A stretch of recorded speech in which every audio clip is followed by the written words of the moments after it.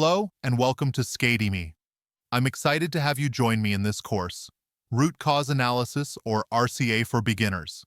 Whether you're a maintenance technician, quality engineer, team leader, or just curious about improving problem solving in your organization, this course is designed for you. Root cause analysis is more than just a tool. It's a mindset.